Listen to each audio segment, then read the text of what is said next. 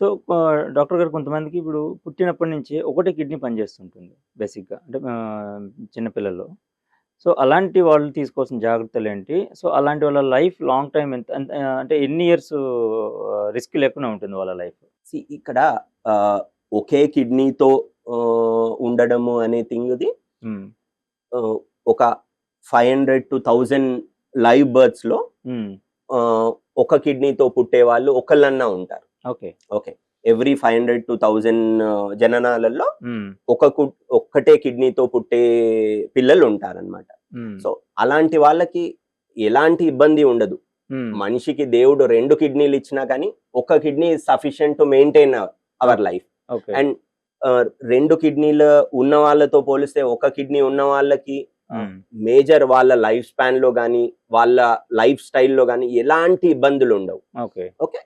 అయితే at the same time ఆ ఒక్క కిడ్నీ అయినా మంచిగా పని చేస్తూ ఉండాలి. అంటే ఎగ్జాంపుల్ ఇప్పుడు మనం కొంతమంది ఒకటే కిడ్నీతో పుట్టే అవకాశం ఉంది. హ్మ్. కొంతమంది కిడ్నీ డోనర్స్ ఉంటారు. వాళ్ళల్లో గూడా ఒకటే కిడ్నీ అవును. ఉండొచ్చు.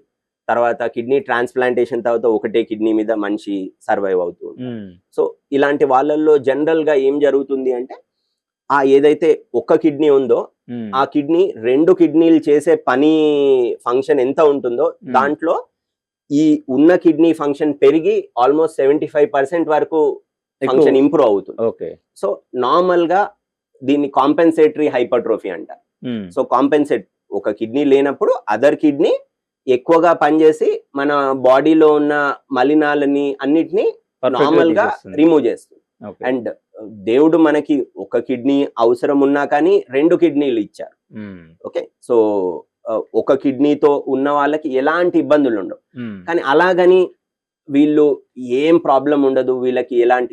వీళ్ళ లైఫ్ స్పాన్ తగ్గదు. లైఫ్ స్టైల్ మేజర్ ప్రాబ్లమ్స్ ఏమి ఉండవు. హ్మ్. కానీ అలాగని అశ్రద్ధ గూడా చేయకూడదు. చేయకూడదు. ఓకే. అశ్రద్ధ. వీళ్ళల్లో మెయిన్‌గా రెగ్యులర్‌గా వాళ్ళని చెకప్ చేసుకోమంటాం. హ్మ్. బికాజ్ వాళ్ళకి పుట్టుకతోని ఒక కిడ్నీ ఉండడమో, లేకపోతే వాళ్ళు డొనేట్ చేయడంతో ఒక కిడ్నీ ఉండడము అలా హ్మ్. ఉంటే హ్మ్. వాళ్ళకి డెఫినిట్‌గా they are high risk population for developing kidney disease. Okay. ఎందుకంటే ఒకటే కిడ్నీ ఉన్నప్పుడు రిస్క్ ఎక్కువగా ఉంటుంది. So, okay. వాళ్ళు మెయిన్‌గా రెగ్యులర్ ఎక్సర్‌సైజ్ చేయడము, హ్మ్. తర్వాత రెగ్యులర్‌గా బ్లడ్ ప్రెషర్ చెక్ చేసుకోవడం, రెగ్యులర్‌గా బీపీ ఒకటి వచ్చే అవకాశం ఉంటుంది. సో, వాళ్ళు రెగ్యులర్‌గా బ్లడ్ ప్రెషర్ చెక్ హ్మ్. చేసుకోవడం అండ్ బ్లడ్ ప్రెషర్ ఎక్కువుంటే డాక్టర్‌ని సంప్రదించి మందులు వాడడం. హ్మ్. తర్వాత అనదర్ థింగ్, ఒకవేళ ఒకటే కిడ్నీతో ఉన్నారని అనుకోండి. హ్మ్. వాళ్ళల్లో ప్రోటీన్ లీకేజ్ ఏమన్నా ఉందా? హ్మ్. ఇలా మనం చెక్ చేసుకోవడం. తర్వాత మనకు ఉన్న కిడ్నీని మనం కాపాడుకోవడం. హ్మ్. ఇది చాలా ఇంపార్టెంట్. అంటే బ్లడ్ ప్రెషర్ రెగ్యులర్‌గా చెక్ చేసుకోవడం, బీపీ కంట్రోల్ చేసుకోవడం, ఏదన్నా ప్రాబ్లమ్స్ ఉంటే త్వరగా రెక్టిఫికేషన్ చేసుకోవడం, హ్మ్. రెగ్యులర్‌గా చెక్ చేసుకోవడం.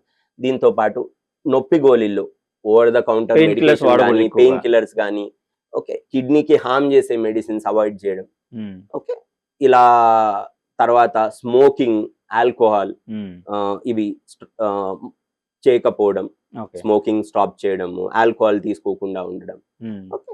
తర్వాత హెల్తీ ఫుడ్ తీసుకోవడం. కొంచెం యానిమల్ ప్రోటీన్, ప్రాసెస్డ్ ఫుడ్స్ ఇవన్నీ తగ్గించడం. Okay. Okay. So that kidney మీద మనం బర్డెన్ మీన్స్ తగ్గించిన వాడవుతాం. తగ్గించడం. ఓకే. కిడ్నీని ఎక్కువగా స్ట్రెయిన్‌కి గురి చేయకుండా ఉండడం. హ్మ్. ఓకే. దీంతోని ఒక కిడ్నీ ఉన్న వాళ్ళ లైఫ్ స్మూత్‌గా, వెళ్తుంది. 2 కిడ్నీలు ఉన్న వాళ్ళతో ఈక్వల్‌గా వాళ్ళు జీవిస్తారు. ఓకే.